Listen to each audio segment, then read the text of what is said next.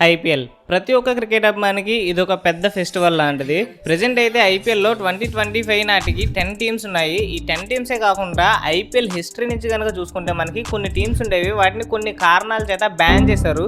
ఇప్పుడు మనం చూసే ఎస్ఆర్హెచ్ సన్ రైజర్స్ హైదరాబాద్, దీని యొక్క ఓల్డ్ నేమ్ డెక్కన్ చార్జెస్ అని ఉండేది.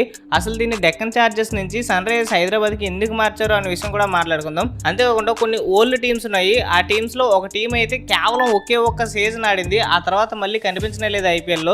అది ఎందుకు అలా వచ్చి ఒక్క సీజన్లోనే ఆడి వెళ్ళిపోయిందో దాని గురించి కూడా మాట్లాడుకుందాం. వీడియో అయితే చాలా అంటే చాలా ఇంట్రెస్టింగ్గా ఉండబోతుంది. ఎక్కడ కూడా స్కిప్ చేయకుండా లాస్ట్ వరకు చూసేయండి. మరి ఇంకెలాంటి డిలే చేయకుండా లెట్స్ గెట్ స్టార్టెడ్. 2008లో ఐపీఎల్ స్టార్ట్ అయినప్పుడు Hyderabad region based team Deccan chargers, 2009లో అంటే సెకండ్ ఐపీఎల్ సీజన్లోనే డెక్కన్ చార్జర్స్ టీమ్ ఛాంపియన్స్గా నిలిచింది. అప్పటికి ఈ టీంలో Adam Gilchrist, V V S Laxman, Rohit Sharma లాంటి సంచలనమైన ప్లేయర్స్ ఉండేవాళ్ళు. ఇలా ఐపీఎల్ స్టార్ట్ అయిన రెండవ సీజన్లోనే వీళ్ళు ఛాంపియన్స్గా అయినప్పటికీ కూడా తర్వాత సంవత్సరాల్లో వీళ్ళు చాలా అంటే చాలా ఫెయిల్యూర్స్ని ఫేస్ చేశారు. ఈ టీం యొక్క మేనేజ్మెంట్ కూడా చాలా అంటే చాలా అప్పులు ఊబిలో పడిపోయింది. ఎంతలా అప్పులు ఊబిలో పడిందంటే వీళ్ళ టీం ప్లేయర్స్కు శాలరీలు ఇవ్వడానికి కూడా ఈ టీం మేనేజ్మెంట్ దగ్గర డబ్బులు లేవు. ప్రతి ఒక్క ఫ్రాంచైజ్ బీసీసీఐకి ఫ్రాంచైజీ ఫీని చెల్లించాలి. అలా ఫ్రాంచైజీ ఫీని చెల్లించడానికి కూడా డెక్కన్ చార్జెస్ దగ్గర డబ్బులు లేవు. ఇలా డెక్కన్ చార్జెస్ మేనేజ్మెంట్ ఎంత ఆర్థికంగా ఇబ్బందులు పడడం చూసి బీసీసీఐ వాళ్ళకి నోటీసులు జారీ చేస్తుంది. 30 రోజుల్లో ప్లేయర్స్ యొక్క శాలరీని క్లియర్ చేయాలని, బీసీసీఐకి చెల్లించవలసిన ఫ్రాంచైజీ ఫీని కూడా చెల్లించాలని చెప్పేసి వాళ్ళకి నోటీసులు ఇస్తుంది. ఈ నోటీసుల్లో కేవలం వీళ్ళకి 30 రోజుల టైం మాత్రం ఉంటుంది. ఈ 30 రోజుల గడువులో ఎగ్జాక్ట్గా 29వ రోజు బీసీసీఐ వాళ్ళు ఒక మీటింగ్ ఏర్పాటు చేసి ఆ మీటింగ్లో డెక్కన్ చార్జెస్ టీంను రద్దు చేయాలని చెప్పి నిర్ణయం తీసుకుంటారు. డెక్కన్ చార్జెస్ వాళ్ళు బీసీసీఐని ఎంత రిక్వెస్ట్ చేసినా సరే బీసీసీఐ దీనికి అంగీకరించదు. ఇలా 2012లో డెక్కన్ చార్జెస్ను రద్దు చేసిన తర్వాత సన్ నెట్వర్క్స్ వాళ్ళు ఈ ఫ్రాంచైజీని కొనుగోలు చేస్తారు. ఆ తర్వాత దీన్ని సన్ రైజర్స్ హైదరాబాద్గా పేరు మారుస్తారు. అలా మన సన్ రైజర్స్ హైదరాబాద్ పుట్టుకొచ్చింది. అయితే ఇక్కడ డెక్కన్ చార్జెస్ వాళ్ళకి ఒక రోజు గడువు ఉండగానే బీసీసీఐ వాళ్ళు ఆ టీంని రద్దు చేయడం వల్ల డెక్కన్ చార్జెస్ మేనేజ్మెంట్ బాంబే హైకోర్టుకి వెళ్ళి కేసు పెడతారు. ఈ కేసులోని ఆబ్వియస్లీ డెక్కన్ చార్జెస్కు అనుకూలంగా తీర్పు వస్తుంది. బీసీసీఐ డెక్కన్ చార్జెస్కు 2012 నుంచి 2020 వరకు కూడా దాదాపుగా 4,800 కోట్లు నష్టపరిహారం చెల్లించాలనేసి తీర్పు వస్తుంది. ఈ 4,800 కోట్లే కాకుండా దీనికి 10% వడ్డీని కూడా కలిపి చెల్లించాలని చెప్పేసి, అంటే ఓవరాల్గా 6,046 కోట్ల రూపాయలు చెల్లించాలని చెప్పేసి బాంబే హైకోర్టు తీర్పిస్తుంది. మరి బీసీసీఐ నిజంగానే డెక్కన్ చార్జెస్కి ఇన్ని కోట్లు చెల్లించిందా అంటే లేదు. బీసీసీఐ దీని కౌంటర్గా 214 కోట్లు ఫ్రాంచైజీ ఫీ కింద క్లెయిమ్ చేసింది. అంతేకాకుండా మిగతా డబ్బులైనా కొన్ని పూర్తిగా ఇచ్చారా అంటే లేదు. అందులోనూ కూడా ట్యాక్స్లని అవని ఇవని చెప్పి మొత్తం అంతా కలిపేసి ఓవరాల్గా డెక్కన్ చార్జెస్ మేనేజ్మెంట్కి ఇచ్చిన డబ్బులు అంతా తెలుసా? కేవలం 34 కోట్లు. మరి దీనిపై మీ ఒపీనియన్ ఏంటనేది కామెంట్ సెక్షన్లో కామెంట్ చేసి చెప్పండి. ఐపీఎల్లో 3 సంవత్సరాలు కంప్లీట్ అయిన తర్వాత అంటే 2011లో ఈ కొచ్చి టస్కర్స్ని ఒక కొత్త ఐపీఎల్ టీమ్గా యాడ్ చేశారు. దీనికి కొచ్చి క్రికెట్ ప్రైవేట్ లిమిటెడ్ యాజమాన్యం వహించింది. అప్పుడు ఈ టీంలో వివిఎస్ లక్ష్మణ్, మహేలా జయవర్ధన్, రవీంద్ర జడేజా వంటి స్టార్ ఆటగాళ్ళు ఉండేవారు. ఇలా స్టార్ ప్లేయర్స్ ఉన్నప్పటికీ కూడా ఆ టీం సరిగ్గా పర్ఫామ్ చేయలేకపోవడం వల్ల ఆ సీజన్లో ఆ టీం 8th పొజిషన్ హోల్డ్ చేసింది. ఆ తర్వాత సీజన్ అంటే 2012వ సీజన్లోనే ఈ టీంని బ్యాన్ చేశారు. ఎందుకు బ్యాన్ చేశారంటే ఈ ఫ్రాంచైజ్ మేనేజ్మెంట్ 10% బ్యాంక్ గ్యారంటీని చూపించలేకపోయారు. అలాగే వీళ్ళు బీసీసీఐ ఒప్పందాన్ని ఉల్లంఘించడం వల్ల ఈ టీంని బ్యాన్ చేశారు. మరి ఐపీఎల్లో ఒక్క సీజన్ ఆడిన ఈ కొచ్చి టస్కర్స్ మీద మీ ఒపీనియన్ ఏంటనేది కామెంట్ సెక్షన్లో కామెంట్ చేసి చెప్పేయండి. ఈ టీంను సహారా అడ్వెంచర్ స్పోర్ట్స్ 2011లో కొనుగోలు చేసింది.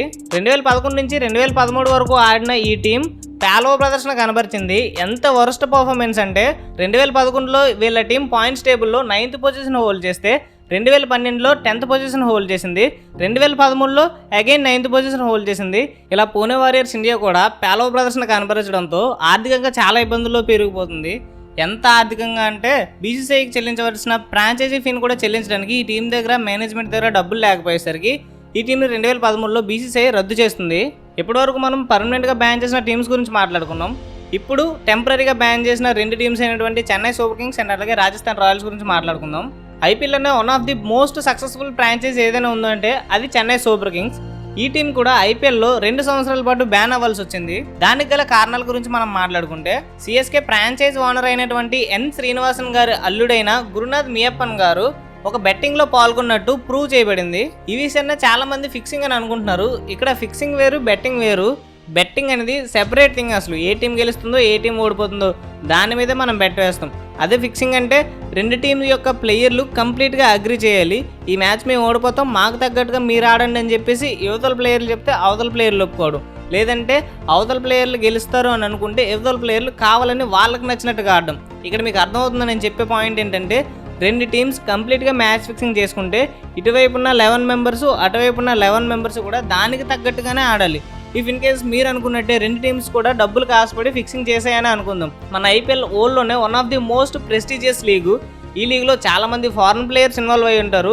ఆస్ట్రేలియా, ఇంగ్లాండ్, సౌత్ ఆఫ్రికా లాంటి స్టార్ ఆటగాళ్ళు అందరూ ఈ ఐపీఎల్లో ఇంక్లూడ్ అయి ఉన్నారు. మరి అలాంటి వాళ్ళు ఎవరైనా సరే డబ్బులు కాసుపడి మ్యాచ్ ఫిక్సింగ్ చేస్తే ఇప్పటికే దానికి సంబంధించిన హేట్రేట్ అనేది బాగా స్ప్రెడ్ అవ్వాలి కదా. ఇప్పటివరకు అలా స్ప్రెడ్ అవ్వలేదు. సో మనకి మ్యాచ్ ఫిక్సింగ్ అనేది ఐపీఎల్లో దట్టు ఇలాంటి పెద్ద లీగ్స్లో మ్యాచ్ ఫిక్సింగ్ అనేది చాలా అంటే చాలా పెద్ద థింగ్. కానీ స్పాట్ ఫిక్సింగ్లు జరగవచ్చు. దీని గురించి నేను నెక్స్ట్ రాజస్థాన్ గురించి చెప్పేటప్పుడు చెప్తాను వాళ్ళు ఎందుకు బ్యాన్ అయ్యారని. సో ఇక్కడ సిఎస్కే బ్యాన్ అయింది మ్యాచ్ ఫిక్సింగ్ చేసినందుకు కాదు, మ్యాచెస్ పైన బెట్టింగ్ ఆడినందుకు. ఇప్పటికైనా చాలా మందికి క్లియర్ అయింది అనుకుంటున్నాను నేను చెప్పే విషయం. ఇలా 2013లో జరిగినందుకు గాను ఈ టీంని 2016, 2017 సంవత్సరాల్లో సస్పెండ్ చేశారు. ఆ తర్వాత ఈ టీంకి చెందిన ప్లేయర్స్ అనే వాళ్ళు గుజరాత్ లయన్స్కి కొందరు ఆడితే రైజింగ్ పుణె సూపర్ జైంట్స్కి కొంతమంది ప్లేయర్స్ ఆడారు. అందులో రైజింగ్ పుణె సూపర్ జైంట్స్ అయితే ఒక సీజన్లో ఫైనల్కి కూడా చేరింది. ఆ తర్వాత 2018లో ఈ టీం ఐపీఎల్లోకి రీఎంట్రీ ఇచ్చిన తర్వాత చెన్నై సూపర్ కింగ్స్ ఛాంపియన్గా నిలిచింది. అంతేకాకుండా ఐపీఎల్లో 2 సంవత్సరాలు బ్యాన్ అయిన తర్వాత తిరిగి వచ్చి సిఎస్కే 3 ట్రోఫీస్ను కూడా విన్ అయింది. ఓవరాల్గా ఇప్పటికే ఐపీఎల్లో 5 ట్రోఫీస్ అయితే సొంతం చేసుకుంది. అలా బ్యాన్ అయి వచ్చిన తర్వాత కూడా సిఎస్కే 3 ట్రోఫీస్ని గెలవడం వలన సిఎస్కేను చాలా మంది సోషల్ మీడియాలో కంబ్యాక్ సూపర్ కింగ్స్ అని కూడా పిలుస్తూ ఉంటారు. ఇక ఐపీఎల్లో సస్పెండ్ అయిన second team Rajasthan royals. IPL inaugural సీజన్లోనే ఛాంపియన్స్గా నిలిచిన రాజస్థాన్ రాయల్స్ కూడా 2016, 2017 సంవత్సరాల్లో బ్యాన్ అవ్వాల్సి వచ్చింది. బ్యాన్ అవ్వడానికి గల మెయిన్ కారణం స్పాట్ ఫిక్సింగ్.